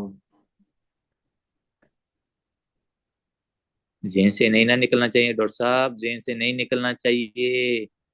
देखो नहीं सिंपल याद सी है, बात है, पता नहीं। मैं आपको बताता हूँ डॉक्टर साहब, वेलकम टू नम्स medical academy, the solution of every problem. आपका जो वो ड्रग एडिक्टर है वो इंजेक्शन कहाँ पर लगाता है, वो आर्टरी में लगाता है या वेन में लगाता है, चले आपने मुझे बताना है। हाँ, वेन में लगाता है। वेन में लगाता है, और वेन में कौन सा ब्लड होता है, डीऑक्सीनेटिव ब्लड। ये और बात डीऑक्सीनेटिव ब्लड आपके हार्ट के किस पार्ट में पहले आता है, ट्राइकस में, राइट एट्रियम में। राइट एट्रियम में। और राइट एट्रियम में जब वो पहले ही आपके पास ब्लड आएगा तो वो पहले ट्राइकस्पिड वाल्व पे, क्योंकि उसमें तो हाँ, इन्फेक्शन है, बैक्टीरिया प्रेजेंट है, तो वो पहले आपके ये पास क्या करेगा, ट्राइकस्पिड वाल्व के अंदर इन्फ्लामेशन काज कर देता है। ठीक है, यही बात। तो ये इसका रीजन होता है कि हमारे पास वो जो एडिक्टर है, वो जो इंजेक्शन ड्रग्स यूज कर रहे हैं, वो क्या करेगा, वेन्स के अंदर इंजेक्ट करते हैं, और वेन से ब्लड आपके पास पहले राइट हार्ट में आता है, तो राइट हार्ट में ट्राइकस्पिड वाल्व होता है, तो उस ट्राइकस्पिड वाल्व को क्या करता है, इन्वॉल्व करते हैं। ठीक है बच्चों, आगे आते हैं सर कॉमन एसोसिएशन। बच्चों ये जो कॉमन एसोसिएशन है ना, माहम मैंने कल आपसे ये सारी एसोसिएशन सुननी है, ये जो मैं अभी आपको पढ़ाने लगा हूं ना, ये सारी एसोसिएशन सुननी है आपसे। डॉक्टर शाहिद आपसे मैंने कल फिनोमिना पैथोफिजियोलॉजी सुननी है, डॉक्टर किरण, मैंने आपसे कल ये दोनों एक्यूट और सब एक्यूट नहीं, दोनों टाइप्स आपसे सुनिए, ठीक है। अब बच्चों एसोसिएशंस को समझने आपने, यकीन माने आपकी माइक्रो का ये बहुत बड़ा इंपॉर्टेंट टॉपिक है जो यहाँ पर आपका क्लैरिफाई हो रहा है। ये सिर्फ आप कार्डियो नहीं पढ़ रहे इस टॉपिक के अंदर, यहाँ पर आप अम्यूनो भी पढ़ रहे हो, यहाँ पर आप माइक्रो भी पढ़ रहे हो। इसलिए तो ये बुक हमें बड़ी पसंद है, क्योंकि ये मल्टी सिस्टेमिक्स है, ये काफी सारी चीजों को रिलेट कर देती है कि आपको एक ही टॉपिक के अंदर अम्यूनो भी मिल रही है, वहां पर आपको माइक्रो भी मिल रही है, पैथोफिजियोलॉजी भी मिल रही है, वहां पर हमें कार्डियो भी मिल रही है। नहीं तो जो टेक्स्ट बुक है, देखो डॉक्टर किरण, मैं आपको एक पॉइंट, एक चीज बताना चाहता हूँ कि जो आप कहते हैं ना कि सर मतलब ये हमें चीजें रिलेट नहीं हो पाती, उसका इशू पता क्या होता है? क्योंकि आपने ये सारी जो चीजें हैं ना पाकिस्तान में आपने सेपरेटली पढ़ी हुई हैं।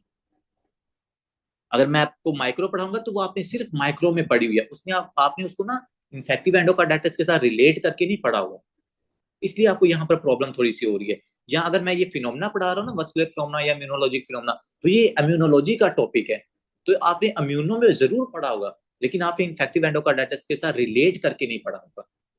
तो यहाँ पर हम सारी चीजों को एक ही जगह पर रिलेट करते हैं। मल्टी सिस्टेमिक का मैं वर्ड अक्सर यूज करता हूँ, तो ये होती है मल्टी सिस्टेमिक रिलेशनशिप। तो फिर इंशाल्लाह हमारा उस टॉपिक की एक एक चीज क्लियर हो जाती है, ठीक है। इंशाल्लाह आपको ये सारी चीजें कभी भी नहीं भूलेंगी। आपकी हिस्टोलॉजी, ग्रॉस एनाटॉमी, देखो कितना कुछ यहाँ से क्लियर हो रहा है अल्हम्दुलिल्लाह। तो अब आते हैं कॉमन एसोसिएशंस की बात। देखो डॉक्टर माहम, पहली बात क्या है? एसोसिएशन। एसोसिएशन का मतलब होता है रिलेट होना। कैसे रिलेट होना? कि अगर आपके अंदर है प्रोस्थेटिक वॉल, क्या है? अगर आपके हार्ट के अंदर प्रेजेंट है प्रोस्थेटिक वॉल। प्रोस्थेटिक वॉल क्या होता है? Artificial wall. इसके साथ लिख लें, प्रोस्थेटिक वॉल सर क्या होता है? Artificial wall. आर्टिफिशियल वॉल क्या होता है? देखो लेट्स सपोज किसी पेशेंट के अंदर ना मिट्रस स्टेनोसिस थी, तो मिट्रस स्टेनोसिस की वजह से हमने उसका क्या किया? वॉल्वुलर सर्जरी की, तो हमने उसके वॉल को चेंज करके ना नया वाल्व उसके हार्ट के अंदर लगा दिया। अब जिस पेशेंट के अंदर आप नया वाल्व लगाते हो ना, उस आर्टिफिशियल वाल्व को हम प्रोस्थेटिक वाल्व कहते हैं। तो जिनके अंदर हम प्रोस्थेटिक वाल्व को लगाते हैं ना बच्चों, उनके अंदर स्टेफिलोकोकस एपिडर्मिडस की वजह से इन्फेक्टिव एंडोकार्डाइटिस होने का रिस्क क्या होता है? ज्यादा होता है। चलो जी, यूवर्ड का एमसीक्यू सॉल्व हो गया। हिस्ट्री देगा पूरी मिट्रल स्टेनोसिस की, उसका वाल्व चेंज करवाएगा, उसके बाद कहेगा कि हाँ जी बताओ कौन से बैक्टीरिया की वजह से इसको इन्फेक्शन हो सकता है, and that is a beautiful staphylococcus epidermidis. बात आपको समझ आ गई? क्योंकि स्टेफिलोकोकस जो एपिडर्मिडस है ना, ये आपकी वैसे स्किन में प्रेजेंट होता है, तो ये वहां जिस पेशेंट के अंदर ये प्रोस्थेटिक वॉल्व होता है ना, ये क्या करता है? उस पेशेंट के अंदर इन्फेक्टिव एंडोकार्डाइटिस काज होता है। ये इनके आपस में एसोसिएशन है कि जब प्रोस्थेटिक वॉल्व होगा, आर्टिफिशियल वॉल्व होगा, तो स्टेफिलोकोकस एपिडर्मिडस की वजह से वहां से उस पेशेंट के अंदर इन्फेक्टिव एंडोकार्डाइटिस होगा, ठीक है। दूसरे नंबर पर आ जाओ, अगर किसी पेशेंट के अंदर गैस्ट्रोइंटेस्टाइनल या जेनिटो यूरिनरी प्रोसीजर हो, मतलब कि लेट्स सपोज किसी पेशेंट के अंदर हम कहते हैं कि उसका ना इंटेस्टाइनल परफ्यूजन हो गई थी, तो इंटेस्टाइनल परफ्यूजन करने की वजह से हमने क्या किया? उस पेशेंट का जल्दी जल्दी ओपन एब्डोमिनल सर्जरी की। हमने क्या किया? उस पेशेंट की जो इंटेस्टाइन फटी हुई थी, हमने उसको रिकवर कर दिया, ठीक है। तो ये आपने क्या किया? वहां पर एक सर्जरी की है। तो जिन लोगों के अंदर लेट्स सपोज यहाँ हम कह देते हैं कि कोई गायनाकोलॉजिकल प्रोसीजर है जो फीमेल्स के अंदर सारे सी सेक्शन लगा लो, या कोई ओवरेक्टोमी लगा लो, ऑफरेक्टोमी लगा लो, ओवरी को रिमूव कर दिया, या फ्लोपियन ट्यूब को रिमूव कर दिया, इनमें कोई भी प्रोसीजर हो सकता है जिसके अंदर आपका गैस्ट्रोइंटेस्टाइनल और जिसके अंदर आपके पास जेनिटो यूरिनरी सिस्टम क्या हो? इन्वॉल्व हो, ठीक है।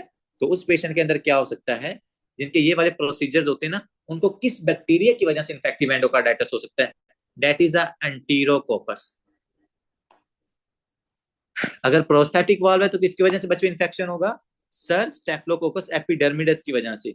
और अगर डॉक्टर साहब आपके पास कोई अपेंडेक्टोमी का प्रोसीजर की हिस्ट्री हो, कोई जेनेटो यूरिनरी ट्रैक की मतलब के प्रोसीजर की कोई हिस्ट्री हो, तो उनके अंदर किसकी वजह से इन्फेक्शन होगा? एंटीरोकोकाई।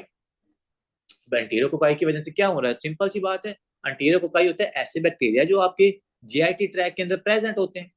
तो जब आप जीआईटी ट्रैक को क्या करोगे? इन्विजन करोगे, वहां पर सर्जरी करोगे, तो ये क्या करेंगे? आपके पास ब्लड सर्कुलेशन में आ जाएंगे, और ब्लड सर्कुलेशन से आपके पास हार्ट में आएंगे, और हार्ट के अंदर आके ये क्या काज कर देंगे? Infective endocarditis. तो अगर प्रोस्थेटिक वॉल्व की हिस्ट्री है तो स्टेफिलोकोकस एपिडर्मिडिस की वजह से इन्फेक्टिव एंडोकार्डाइटिस होगा।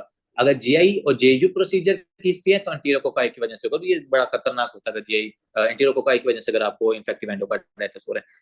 तीसरे नंबर पर one of my most favourite association that is the colon cancer. ये मतलब कि एसेसुएशन ने मुझे बहुत ज्यादा हेल्प की है वैसे ना असेसमेंट एग्जाम्स के अंदर, क्योंकि मैंने इसको याद किया हुआ था, रट्टा अच्छे से लगाया हुआ था। तो बच्चों अगर कोलोन कैंसर है ना, आपकी लार्ज इंटेस्टाइन के अंदर कैंसर अगर प्रेजेंट है या स्मॉल इंटेस्टाइन के अंदर भी कैंसर प्रेजेंट है, तो उस कैंसर की वजह से इस पेशेंट के अंदर अगर इन्फेक्टिव एंडोकार्डाइटिस हो रहा है ना, तो वो आपके पास होता है स्टेप्टोकोकस गैलोलिटिकस की वजह से। ये जो गैलोलिटिकस है ना, ये बड़ा इंपॉर्टेंट बैक्टीरिया है। तो अगर आपको वो हिस्ट्री पता कैसे देगा, अब आपको जब मैं बता रहा हूँ तो आपको चीजें बड़ी आसान लग रही हैं, लेकिन ऐसे नहीं होता। आपको देखो, आपने सबसे पहले जो कोलोन कैंसर है ना, उसको डायग्नोज करना होता है। वो आपको कोलोन कैंसर की सिम्टम्स देंगे, जैसे कि वो आपको कहेंगे कि एक पेशेंट है, उसका वेट लॉस होता जा रहा है, उसको कॉन्स्टिपेशन है पिछले 6 महीने से या 1 साल से, उसके अलावा उसको खाने में डिस्पेजी, मतलब खाया नहीं जा रहा सही से, प्रॉपर उसको डाइजेशन नहीं हो रही, पेशेंट के अंदर गैसेस प्रोडक्शन है, एब्डोमिनल डिस्टेंशन है, इस तरह के सिम्टम देंगे। Blood in stool exactly. तो पहले तो आपने डायग्नोज करना कि हाँ यार उस पेशेंट में ना कोलोन कैंसर होगा। फिर वो आपको उसी टाइम बाद चेंज कर देंगे कि अब वो पेशेंट हमारे पास प्रेजेंटिंग सिम्टम उसकी क्या है, फीवर है, सप्लेंट्रा हेमरेज है, या ऑस्लर नोड्स है, या जेनवेलियंस है, इन सिम्टम के साथ पेशेंट हमारे पास प्रेजेंट कर रहे हैं। तो उस पेशेंट के अंदर क्या हो सकता है, किसकी वजह से ये सिम्टम्स हो सकती हैं, तो आपने कहना सर कोलोन कैंसर था। और कोलोन कैंसर वाले पेशेंट के अंदर क्या होता है सर, कोलोन कैंसर वाले पेशेंट्स के अंदर स्टेप्टोकोकस गैलोलिटिकस की वजह से इन्फेक्शन होता है। और जब इसकी वजह से इन्फेक्शन होता है बच्चों, तो वो इन्फेक्टिव एंडोकार्डाइटिस है। और इस बैक्टीरिया का अपने यहाँ नाम याद रखना है। तो एसोसिएशन कौन कौन सी होगी है महम। सबसे पहले सर प्रोस्थेटिक वॉल होगा, स्टेफिलोकोकस एपिडर्मिडिस। अगर हमारे पास जीआई प्रोसीजर या जेयू प्रोसीजर होगा तो एंटीरोकोकाई की वजह से होगा। अगर हमारे पास कोलोन कैंसर है उसकी वजह से इन्फेक्टिव एंडोकार्डाइटिस है, तो वो हमारे पास होगा स्टेप्टोकोकस गैलोलिटिकस की वजह से। ठीक है, ये एसोसिएशन आपने याद रखनी। अब देखो बच्चों, जब ये वाले डॉक्टर शाह साहब, मुझे आपकी अटेंशन की जरूरत है। अब अगर आपको इनकी वजह से ना इन्फेक्शन हो रहा है ना, तो आप क्या करवाते होते हो, ब्लड कल्चर। बैक्टीरिया को फाइंड करने के लिए हम क्या करते होते हैं, ब्लड कल्चर करवाते हैं। कि उसका ब्लड लेते हैं, उसके अंदर हम मतलब कि कल्चर करवाते हैं, वही सारा प्रोसीजर ना, जो जो बैक्टीरिया को चीजें चाहिए होती हैं वो हम उसके अंदर डालते हैं। तो अगर वो बैक्टीरिया ग्रो करते हैं, इसका मतलब होता है वो पॉजिटिव कल्चर होता है। तो जब भी बैक्टीरिया ब्लड में प्रेजेंट होता है ना, तो उसकी वजह से आपका जो ब्लड कल्चर होता है वो पॉजिटिव होता है। तो अगर आपके पास इन्फेक्टिव एंडोकार्डाइटिस किसकी वजह से हो रहा है, स्ट्रेप्टोकोकस एपिडर्मिडिस की वजह से है, एंटीरोकोकाई की वजह से है, या स्ट्रेप्टोकोकस गैलोलैटिकस की वजह से, तो जब आप इनका ब्लड कल्चर करवाते हैं ना, तो आपको पॉजिटिव मिलता है, मतलब कि बैक्टीरिया ब्लड के अंदर भी प्रेजेंट होते हैं। तो आपको इन्फेक्टिव एंडोकार्डाइटिस को डायग्नोज करना क्या हो जाता है, आसान हो जाता है। लेकिन ट्विस्ट यहाँ पर डॉक्टर किरण थोड़ा सा ये है कि अगर आपको इन्फेक्शन होता है इन ग्राम नेगेटिव बैक्टीरिया की, ये नीचे वाले, सॉरी नंबर 4 को हम पहले डिस्कस करते हैं, कल्चर नेगेटिव वाले को पहले डिस्कस कर लेते हैं। ठीक है, अगर आपको इन्फेक्शन होता है किसकी वजह से, दो ऐसे बैक्टीरियाज हैं जिनकी वजह से अगर आपको इन्फेक्शन होना, तो जो आपका कल्चर है ना ये नेगेटिव होता है। मतलब बैक्टीरिया की वजह से इन्फेक्शन हो रहा है, लेकिन ये बैक्टीरिया कल्चर के अंदर आपको पॉजिटिव नहीं मिलते। तो अगर आपको वो सारी इन्फेक्टिव एंडोकार्डाइटिस की सिम्टम दें, वो नीचे कहें कि हमने ब्लड कल्चर करवाया तो वो ब्लड कल्चर हमें नेगेटिव मिला है, तो मोस्ट ऑफ द स्टूडेंट्स क्या करते हैं, वो इन्फेक्टिव एंडोकार्डाइटिस का सोचते नहीं। उनके माइंड में ये होता है इन्फेक्शन की वजह से हो रहा है तो ब्लड कल्चर तो पॉजिटिव होना चाहिए। तो बच्चे वो ब्लड कल्चर अगर स्टेप्टोकोकस एपिडर्मिस एंटीरोकोकाई या गैलोलैक्टिकस या स्टेफिलोकोकस ऑरियस या हमारे पास स्टेप्टोकोकस की वजह से इन्फेक्शन हो रहा है ना, तो उनके अंदर ब्लड कल्चर पॉजिटिव होता है। लेकिन दो हमारे पास ऐसे बग्स हैं जिनकी वजह से अगर इन्फेक्टिव एंडोकार्डाइटिस हो बच्चों आपको, तो आपका ब्लड कल्चर नेगेटिव आता है। इन्फेक्शन आपको हो रहा है, लेकिन ये बैक्टीरिया ब्लड कल्चर को पॉजिटिव नहीं करते होते। तो स्टिल अगर इन्फेक्टिव एंडोकार्डाइटिस से ब्लड कल्चर नेगेटिव है, तो आपने क्या करना है, इन दो बैक्टीरिया के बारे में जरूर सोचना है। दैट इज द कोक्जिला एंड दूसरा हमारे पास है बार्टोनिला। तो कोक्जिला बर्नटी उसका पूरा नाम है, और ये दूसरा हमारे पास बैक्टीरिया बार्टोनेला। ये वैसे बड़े ना ये फनी किस्म के ये दोनों बैक्टीरिया है, माइक्रो के अंदर भी पड़ेंगे ये बड़े, मतलब मैं वर्ड नहीं यूज कर रहा, ये बड़े हरामी बैक्टीरिया है। कोक्जिला बर्नटी और जो दूसरा बार्टोनेला है, ठीक है। बड़ी अजीब अजीब सी इन्फेक्शन काज करते हैं। मतलब यहाँ पर भी अगर आप देख लो ना, कि सारे कल्चर को पॉजिटिव कर रहे हैं, ये आके कल्चर को नेगेटिव कर रहे हैं। मतलब देखो मैडम, कल्चर आपका पॉजिटिव पता क्यों होता है, कि आप उस पेशेंट को जो जो न्यूट्रिएंट्स चाहिए होते हैं ना, उस ब्लड के अंदर वो न्यूट्रिएंट्स डालते हो तो वो बैक्टीरिया ग्रो कर जाते हैं। लेकिन ये बैक्टीरिया उस न्यूट्रिएंट्स के ऊपर जब आप डालते हो ना ब्लड कल्चर के अंदर, ये वहां पर ग्रो नहीं करते। ये इसका रीजन होता है, ये रेजिस्टेंट होते हैं उन न्यूट्रिएंट्स से। तो इस वजह से ये हमें नेगेटिव मिलते हैं। तो अगर आपसे कोई बंदा पूछता है कि हाँ भाई, कल्चर नेगेटिव इन्फेक्टिव एंडोकार्डाइटिस किन बैक्टीरिया की वजह से होता है, तो आपने बगैर छुपे क्या कहना है, बीसी। मतलब ये जो बार्टोनेला और जो कोक्सीला है, ये हमारे पास कल्चर नेगेटिव इन्फेक्टिव एंडोकार्डाइटिस करने वाले बैक्टीरिया होते हैं। ठीक है, आगे बात करते हैं कि सर हमारे पास कुछ होते हैं ग्राम नेगेटिव बैक्टीरिया जो इन्फेक्टिव एंडोकार्डाइटिस कार करते हैं। तो इसके लिए हमारे पास एक निमोनिक है, हैसिक। ये हैसिक निमोनिक भी बहुत ज्यादा इंपॉर्टेंट है। वैसे मैंने आपको बताया ना, मुझे कुछ निमोनिक्स मैंने याद किए थे, तो उनमें ये जो हैसिक वाला निमोनिक है, ये भी मैंने याद किया था फाइनल एग्जाम के लिए, क्योंकि ये वाले जो बैक्टीरिया हैं ये ग्राम नेगेटिव वाले भी इंपॉर्टेंट है। मतलब ये gram negative bacteria, gram positive gram negative है ना, ऊपर वाले सारे ग्राम पॉजिटिव थे, तो ये जो हमारे पास है ये ग्राम नेगेटिव बैक्टीरिया हैं। तो ये जो ग्राम नेगेटिव बैक्टीरिया है कौन कौन से जो इन्फेक्टिव एंडोकार्डाइटिस काज करवा सकते हैं बच्चों, उनमें हमारे पास है हीमोफाइलस, जैसे कि हैसिक है ना, हीमोफाइलस। दूसरे नंबर हमारे पास एग्रीगेटिबैक्टर। तीसरे नंबर सी से कार्डियोबैक्टीरियम, एक्टिनीला एंड कैंगीला। ये जो 5 ग्राम नेगेटिव बैक्टीरिया है ना बच्चों, जो कौन से हैं ग्राम नेगेटिव, हम आपको सारा डिफरेंस बताएंगे माइक्रो ग्राम पॉजिटिव क्या होता है, ग्राम नेगेटिव क्या होता है। पॉजिटिव के अंदर हमारे पास वॉयलेट कलर शो करते हैं, उसमें पेप्टिडोग्लाइकिन थिक होती है। तो दूसरे नंबर जो हमारे पास नेगेटिव होता है, इसलिए हमारे पास पिंक कलर शो करते हैं। उसके बाद इसके अंदर पेप्टिडोग्लाइकिन थिन होती है, इसके अंदर टिकाइकोइक एसिड होता है। तो there are a lot of difference between two types of the bacteria, gram positive and gram negative. ऊपर वाले सारे पॉजिटिव थे, और ये जो नीचे वाले हैं ये हमारे पास हैसिक, कौन सा, हीमोफाइलस, एक्रोबैक्टर, कार्डियोबैक्टीरियम, एक्टिनीला, कैंगीला। ये सारे हमारे पास ग्राम नेगेटिव बैक्टीरिया हैं जो इन्फेक्टिव एंडोकार्डाइटिस काज करवाते हैं।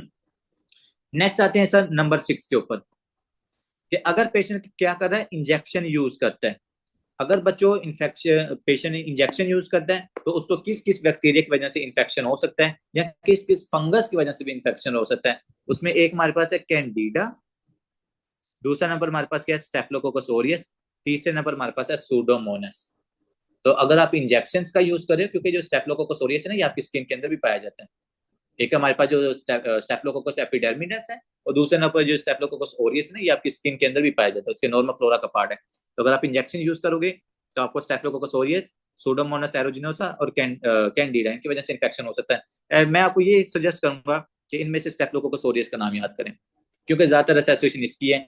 सूडोमोनास या कैंडिडा की मैंने कहीं देखा नहीं है एमसीक्यूज, लेकिन स्टेफिलोकोकस ऑरियस से रिलेटेड पूछा हुआ है कि पेशेंट है वो इंजेक्शन को यूज कर रहा है, इन्फेक्टिव एंडोकार्डाइटिस हो गया।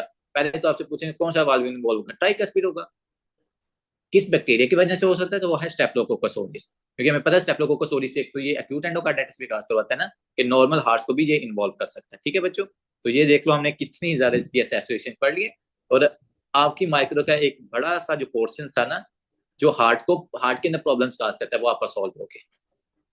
मतलब समझ लो कि जो कार्डियो की माइक्रो है ना, वो आपकी यहाँ पर कवर होती है। एक टॉपिक इससे और आगे होगा, जो रोमैटिक फीवर है, और उसके बाद इन्फेक्टिव एंडोकार्डाइटिस, आपकी सीवीएस की माइक्रो भी यहाँ पर कवर हो जाती है। इसी तरह जब हम लंग्स को पढ़ेंगे, तो लंग्स भी मैं आपको माइक्रो कवर करवा दूंगा।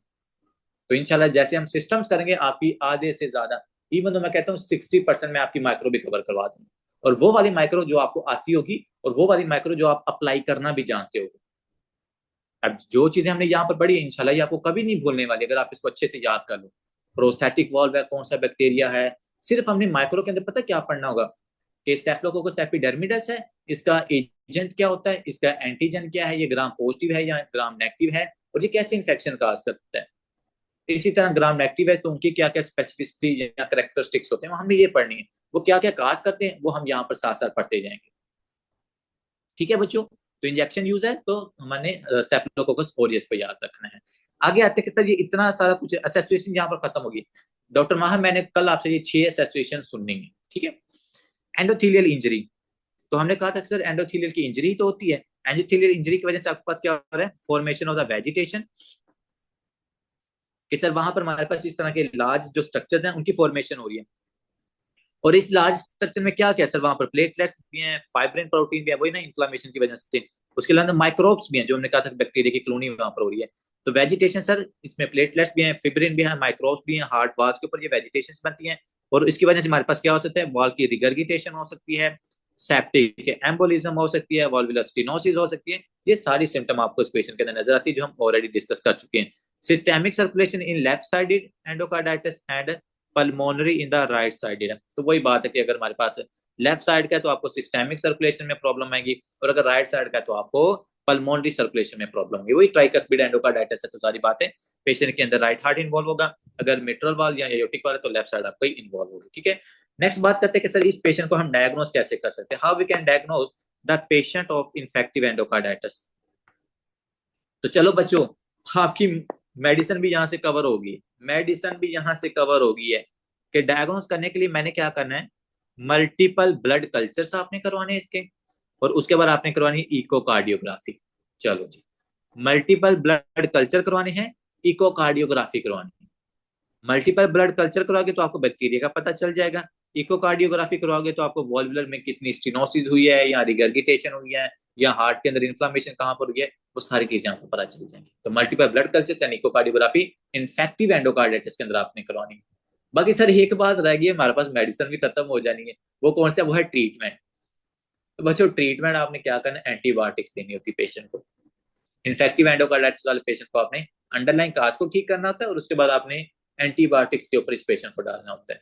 लेट्स सपोज अजिथ्रोमाइसिन के साथ सेफ्ट्रैक्सोन लेट्स सपोज हम यूज करें, वो डिपेंड करेगा कौन सा बैक्टीरिया है। पॉजिटिव है तो उनके अंदर हम यूज करेंगे ये पेनिसिलिन वगैरह यूज करते हैं, नेगेटिव है तो उनके अंदर हम सेफ्ट्रैक्सोन वगैरह यूज करते हैं, और अगर मैं मतलब कि कॉम्बिनेशन में ड्रग्स को यूज करना पड़े तो हम एजिथ्रोमाइसिन के साथ सेफ्ट्रैक्सोन को यूज कर लेते हैं। ठीक है, जिसका निमोनिया के अंदर भी अच्छा इफेक्ट होता है, इन्फेक्टिव एंडोकार्डाइटिस के अंदर भी उसका अच्छा इफेक्ट हो सकता है। बाकी डिपेंड करता है कि किस बैक्टीरिया की वजह से इन्फेक्शन हो रहा है, तो उसके अकॉर्डिंगली हम उसको एंटीबायोटिक देंगे। ठीक है,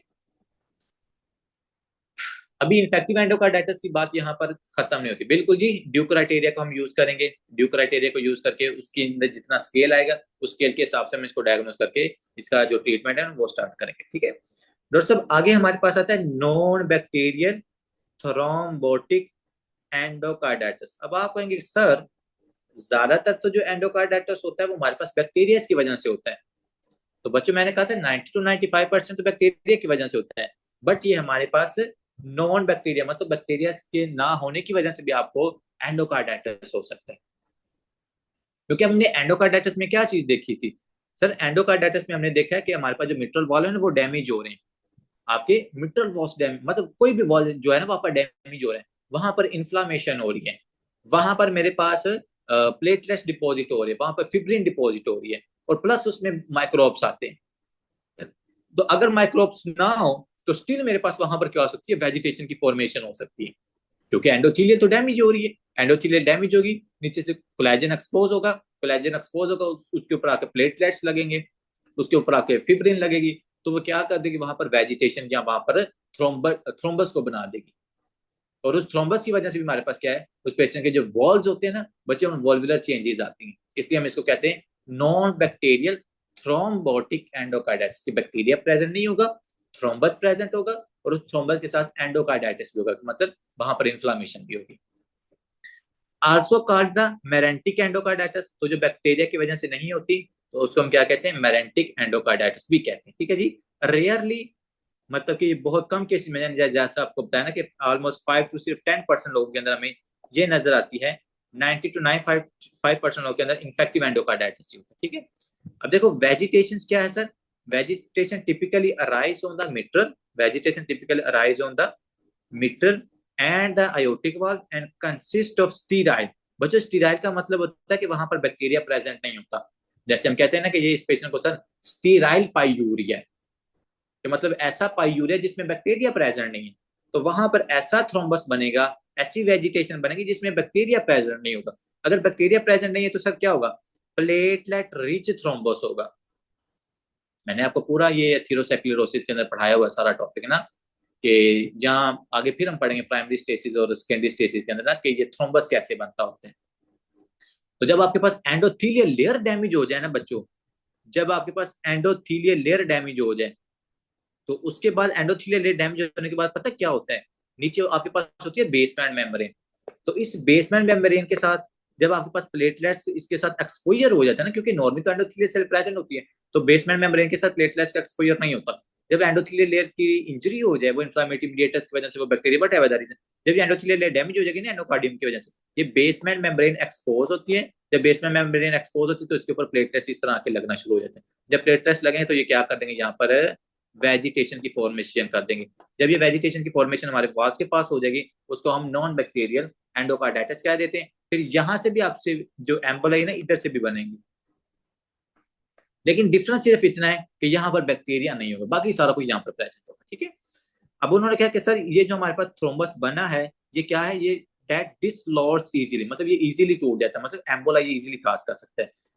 मोस्ट ऑफ द केसेस के अंदर सर ये एसिम्टोमेटिक है अंटिल एम्बोलिज्म अकर्स, कि ज्यादातर ये हमारे पास एसिम्टोमेटिक होता है, मतलब इतनी सिम्टम पेशेंट में काज नहीं करता क्योंकि इतना बड़ा ये वेजिटेशन नहीं होता। लेकिन जब ये एम्बोलाई बनाता है ना, क्योंकि ये नॉन स्टेबल होता है, इतना ज्यादा स्टेबल नहीं होता, जब ये एम्बोलिज्म काज करता है ना तो फिर पेशेंट के अंदर क्या आती है, सिम्टम्स आती हैं। और उन सिम्टम्स के बाद हमें पता चलता है कि इस पेशेंट के अंदर क्या है, non bacterial infective endocarditis, sorry non bacterial thrombotic endocarditis. अब आप कहेंगे सर बता भी दें कि जो इन्फेक्टिव एंडोकार्डाइटिस था वो तो बैक्टीरिया की वजह से था, ये जो नॉन बैक्टीरियल थ्रोम्बोटिक एंडोकार्डाइटिस है ना, ये किन कंडीशन में हमें दिखाई देता है, कि जिनमें वेजिटेशन तो बन रही है, थ्रोम्बस तो बन रहा है, लेकिन क्यों बन रहा है, रीजन क्या है, कॉजेज क्या है, वो जरा हमें बता दें। तो बच्चों हमेशा याद रखना है कि जब आपके पास ऑटोइम्यून डिजीज प्रेजेंट होती है ना, या आपके पास हाइपर कोएगुएबल स्टेट प्रेजेंट होती है, देखो सबसे पहले वो कह रहा है कि इट्स एसोसिएटेड, ये किसकी वजह से हो रही है, हाइपर कोएगुएबल स्टेट की वजह से। कि जब भी आपके पास हाइपर कोएगुएबल स्टेट का क्या मतलब होता है, क्लोटिंग फैक्टर्स जब आपकी बॉडी में ज्यादा बनना शुरू हो जाए। अच्छा, आप में से कोई मुझे बता सकता है ऐसी कौन सी कंडीशन होती है जिसमें क्लोटिंग फैक्टर्स ज्यादा बनते हैं, हाइपर कोएगुएबल स्टेट कौन सी होती है, एनी ब्रिलियंट स्टूडेंट, कोई एक हाइपर कोएगुएबल स्टेट बता दो यार जिसमें क्लोटिंग फैक्टर जो आपके ना ज्यादा बनते हैं और वो ज्यादा कोएगुलेशन आपकी बॉडी में करवाते हैं।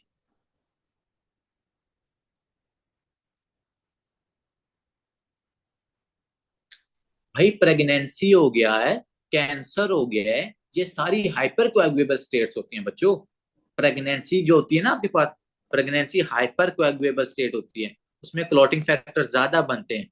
तो इसलिए जो प्रेग्नेंट फीमेल होती है ना उसमें नॉन बैक्टीरियल थ्रोम्बोटिक एंडोकार्डाइटिस का रिस्क भी ज्यादा होता है। इसके अलावा अगर किसी पेशेंट के अंदर एडवांस मलिग्नेंसी हो, मतलब कोई कैंसर हो ना, तो उस पेशेंट के अंदर भी क्या होता है, नॉन बैक्टीरियल थ्रोम्बोटिक एंडोकार्डाइटिस का रिस्क ज्यादा होता है। अब देखो आप कहेंगे कि सर हाइपर कोएगुलेबल स्टेट की वजह से नॉन बैक्टीरियल थ्रोम्बोटिक रिस्क का क्यों बढ़ रहा है, यार क्लोटिंग फैक्टर ज्यादा हो रहे हैं। जब क्लोटिंग फैक्टर ज्यादा होते हैं तो वो क्या करते हैं, वो क्लोट्स बनाते हैं, वो थ्रोम्बस ज्यादा बनाते हैं। तो वही थ्रोम्बस अगर आपके मिट्रल वॉल के ऊपर जाकर बन जाए या आयोटिक वॉल के ऊपर जाकर बन के वहां पर इन्फ्लामेशन भी काज कर दे, तो उसको हम क्या कहेंगे, नॉन बैक्टीरियल थ्रोम्बोटिक एंडोकार्डाइटिस। तो ये हाइपर कोएगुलेबल स्टेट होती है जिसकी वजह से ये नॉन बैक्टीरियल थ्रोम्बोटिक एंडोकार्डाइटिस हो रहा है। दूसरे नंबर हमने कहा मिलिग्नेंसी, जैसे कि एडिनोकार्सिनोमा हो गया, पैंक्रियाटिक कैंसर हो गए, तो कैंसर वाले पेशेंट्स के अंदर भी नॉन बैक्टीरियल थ्रोम्बोटिक एंडोकार्डाइटिस होता है। और उसका रीजन भी क्या होता है, कैंसर की वजह से हाइपरकोएगुलेबल स्टेट भी डेवलप होती है। दूसरे नंबर मिलिग्नेंसी की वजह से ना इन्फ्लामेटरी मीडिएटर्स बहुत ज्यादा रिलीज होते हैं। क्या होता है, कैंसर की वजह से इन्फ्लामेटरी मीडिएटर्स बहुत ज्यादा रिलीज होते हैं, और ये इन्फ्लामेटरी मीडिएटर्स क्या कर सकते हैं, हमारे पास मिट्रल वॉल्स के अंदर जाकर इन्फ्लामेशन काज कर सकते हैं, और उसकी वजह से एंडोकार्डाइटिस पेशेंट के अंदर हो सकता है। ठीक है, और अब आती है सबसे इंपॉर्टेंट बात, वो है एसएलई। जब पेशेंट के अंदर सिस्टेमिक ल्यूपस एरिथेमेटोसा मतलब ऑटोइम्यून डिजीज होती है ना बच्चों, तो इस पेशेंट के अंदर होता है लिबमेन सैक्स एंडोकार्डाइटिस। एसएलई चूंकि सर हमारे पास एक ऑटोइम्यून डिजीज है, और इस ऑटोइम्यून डिजीज के अंदर आपको पता है ऑटोइम्यून डिजीज के अंदर क्या होता है सर, हमारे पास हंड्रेड्स ऑफ एंटीबॉडीज या hundreds of inflammatory mediator cell produce होते हैं। और वो जो एंटीबॉडीज हैं, अगर वो आपके पास क्या कर दें, जाकर मिट्रल वॉल्स को आयोटिक वॉल को वहां पर डैमेज करके इन्फ्लामेशन काज करके वहां पर थ्रोम्बस बना के एंडोकार्डाइटिस काज कर देना, तो उसको एसएलई की वजह से अगर ये काम हो ना, इसको हम कहते हैं लिबमैन सैक एंडोकार्डाइटिस। क्या कहेंगे हम उसको, अगर एसएलई की वजह से एंडोकार्डाइटिस हो रहा है तो बच्चों इसके लिए स्पेसिफिक ये टर्म यूज की जाती है, लिबमैन सैक एंडोकार्डाइटिस। ठीक है, तो सर हमारे पास होती है दो टाइप्स की एंडोकार्डाइटिस, एक होती है इन्फेक्टिव एंडोकार्डाइटिस जो हमने इतने सारे रीजंस देख लिए हैं, दूसरा होता है non bacterial thrombotic endocarditis. Symptom दोनों में आपको सिमिलर मिल सकती है। ठीक है, नॉन बैक्टीरियल एंडोकार्डाइटिस के कॉजेज अक्सर स्टूडेंट भूल जाते हैं, तो मैंने आपको क्या बताया, हाइपरकोएगुलेबल स्टेट जैसा कि प्रेगनेंसी हो गया, जैसा कि कैंसर कोई हो गया।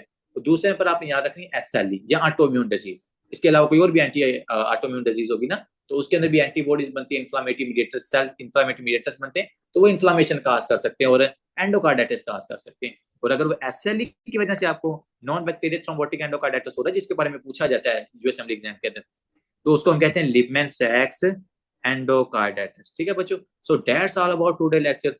Hope so it really makes sense, you really enjoy our lecture. Share with your friends, subscribe, like, and if you have any question, go for it.